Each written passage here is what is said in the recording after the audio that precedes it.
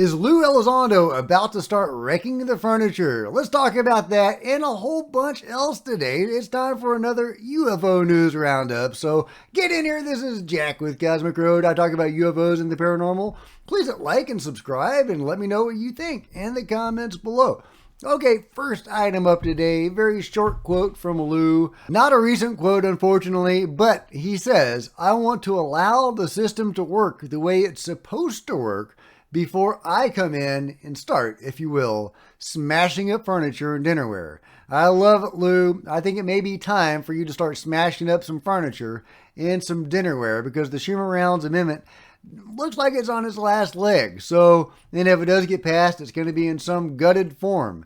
So, is it time for Lue to step in and start smashing some furniture? Let me know what you think about that in the comments below. Meanwhile, recently I talked about the handbags of the gods, as they're called. These strange handbag-looking things that are found all over the world, being held by gods and godlike figures. Clearly hinting at some shared culture or elements of mythology from around the world. I mean, look at these guys. One from Ecuador, one from Mesopotamia. That's nuts. That's nuts. That's not a coincidence. So, what are the handbags? Well, maybe they're not even handbags at all. There's a new theory going around Twitter that maybe they're bells. Maybe the handbags of the gods are bells. Does that signify anything? Does that change our understanding of what they are doing in those ancient pictographs and drawings and carvings? No, not really. But it's certainly interesting. So let me know what you think. Meanwhile, Jack Sephardi, yeah, that guy, he says that this video of an alien or a being looks authentic based on what he has seen. And it actually looks like a being that he himself saw. Isn't that wild? Check it out. This could be a video of an actual gray alien or some similar type of being, according to Jack Sephardi. Check that out. And I will link to it, and you can watch it at your leisure. It's only 42 seconds long, but my big head won't be blocking it. There's no audio. But look at that. Very intriguing. Very intriguing. So what exactly does he say? Well, let's go over the tweet here. Jack actually says, I can only give more details once they are officially declassified. I have a lot of them that would blow your mind. Well, yeah, you just blew my mind. Yeah. Blow my mind, Jack. Blow my mind. But yeah, he says that this actually looks like a being that he interacted with. He says, yes, I have. They were alive, and they also talk, vetted, not fake. It's unclear if he's saying this video was vetted, not fake, or just his experiences were vetted, not fake. But either way, Jack Sephardi is saying he has met with beings and they spoke. Does he mean with their mouth, with words? Because, typically we hear about beings only speaking telepathically. Very rarely do you hear of an encounter with beings where they spoke with their mouths, except in the cases of the Nordics and the human-looking beings, which will communicate, orally by speaking. So, did that guy with that mouth speak with words? I have heard a couple of examples of that, but those are very isolated cases and very rare. So I'm not sure what to make of Jack's information here, but it's definitely fascinating. Meanwhile, has the Peruvian media been caught in a disinformation campaign to cover the truth about the attacks of the face peelers using fake images?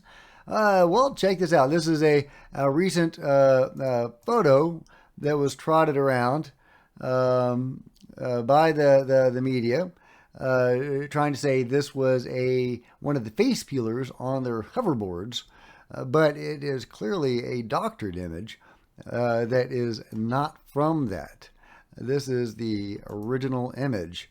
Yeah, you can see the logo on his clothing. So definitely not one of the face peelers, but this is what is being trotted about right now to debunk the face peeling phenomenon. Yet one more example of disinformation related to the face peelers in Peru, a very real and very alarming phenomenon that is still occurring. And it is claiming lives in Peru. And I will link to an article or a tweet where you can learn more about that, or at least see a picture of a woman that was tragically killed by these attacks. The information on that is scant. We really don't know anything about that particular case, but the image itself is a little, it's not something that I would want to share on YouTube, but I will link to it and you can read what there is to read in that tweet. Meanwhile, could Russia or China actually disclose UFO information in an effort to destabilize the United States? Well, this is an overlooked, or at least I have overlooked, this quote from Carl Nell, who says his definition of catastrophic disclosure isn't necessarily ripping the Band-Aid off too soon here in the U.S., but catastrophic disclosure is everything being dumped out by an adversary, or NHI, non-human intelligence, to cause societal disruption. Now, obviously the beings, if they wanted to disclose, could have done that at any time in human history. And they haven't, at least not in the current era. So could they do it in the future? Could they do another Phoenix Lights incident, but this time in the daytime? Absolutely they could. They could do that at any time. And maybe that is a looming threat to the UFO control group if they don't disclose at some point. But maybe not, because maybe they're working with beings like that. Who knows? But it is an interesting thought that China or Russia or some other country that the United States is not friendly with could disclose UFO information in order to destabilize the U.S. And that's definitely an alarming thought. Now, to people that think this would be super destabilizing, I don't know if it would be. I try to talk to normal people about UFOs all the time. They're not interested. What's the football score, right? I've got to go to the grocery store and get some groceries. They're not super excited about UFOs. If the government said they were real, would they be more excited? They might be a little bit more excited, but, they got to take the trash out. You know what I'm saying? They've got kids to put to bed. And I totally get that. I totally understand that. I would also say that the truth behind all of this doesn't seem to have driven the UFO control group mad or destabilized them in any way. So why shouldn't we trust the American people and the people of the world with this information? But yeah, so be on guard for China or Russia or Iran or somebody like that springing UFO information on us to bring down the West. And I say that jokingly, of course. I hope that Carl Nell does become the next director of AARO. He admits that there is something to disclose. He admits that the David Grush material is real and that there is a UFO crash retrieval and reverse engineering program. He has publicly stated this. So, yeah, absolutely, we need somebody like that to lead the Pentagon's UFO, ostensibly the Pentagon's UFO disclosure program. Wouldn't that be nice? Meanwhile, what's up with the elongated skull beings and the elongated skull people? Some of which seem to be, simply, products of skull binding. Others don't. Natural elongated skulls found in Peru can trace their DNA to people in the Middle East and Europe from 3 to 2,000 years ago. Now that is intriguing, and I've talked a little bit about that before. There was one elongated skull being, half of his DNA or her DNA could be traced back to Scotland. The other half was unknown. I forget if it was the maternal line or the paternal line, but one of their lines was unknown. but the other one could be traced back to Scotland. And this is a skull found in the Paracas region in South America. That's crazy. How did that happen? Here's Brian Forster explaining that some of the elongated skull beings are not human, or at least not strictly human. There's music playing in the my screen grabber is probably going to block off some of the words, so I'll read it to you as it's playing. He said, the question is, what do you mean that it's not a Homo sapiens? He answered that it couldn't be because the skeleton is larger. And this was a new one on me. I didn't know there was an intact skeleton. Did you guys? Did you know that there was an intact skeleton of an elongated skull being? Isn't that amazing? Check that out. And yeah, apparently the skeleton is larger than a human. Now, how large is that? Is that 6.5? Is that 7 feet tall? You know, I don't know how to judge tallness. Maybe we could go by shoulder height, possibly, with these beings. But, you know, humans can get pretty big. So, you know, could it just be a large human? But they also found next to it a fetus, about 7 or 9 months old. And, you know, very sad. But the interesting thing is that the skull size is the same as its torso. So clearly not the result of, you know, skull binding, right? 10 elongated skulls will be examined in the best labs, and they have, and I've shared some of those results.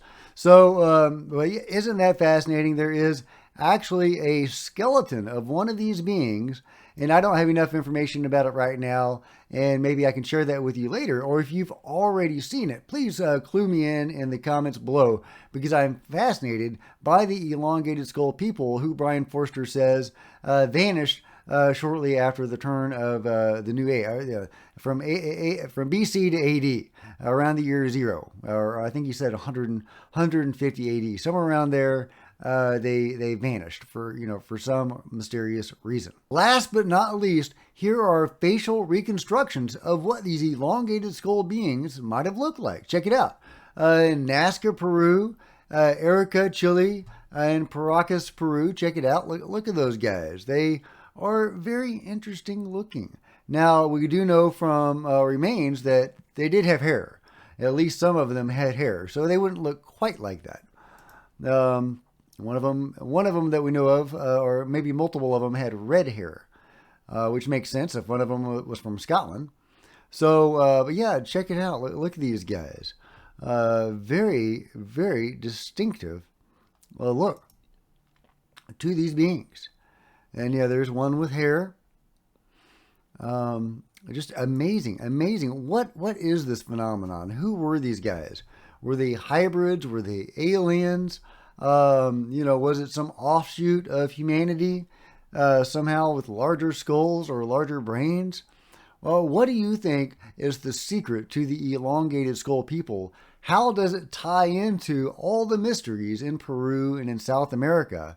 Because there are definitely mysteries waiting to be answered in that part of the world that may still be unfolding today and have real world, present world consequences. So yeah, let me know about what you think about that and everything else today in the comments below. And if you've enjoyed this video, please give me a big thumbs up. I sure appreciate it. Smash the subscribe button and the bell to be notified of future videos.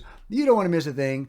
Join me on social media. There's Facebook and Twitter and Discord links below. Love to see you guys there. If you wanted to support Cosmic Road in an even bigger way, please consider grabbing a coffee mug or a t-shirt in the merch store below, or by becoming a channel member. Channel members are rock stars, and I really appreciate you guys' support. Meanwhile, there are plenty of other videos to check out on the channel, and I'll see you guys next time. This is Jack with Cosmic Road, signing out.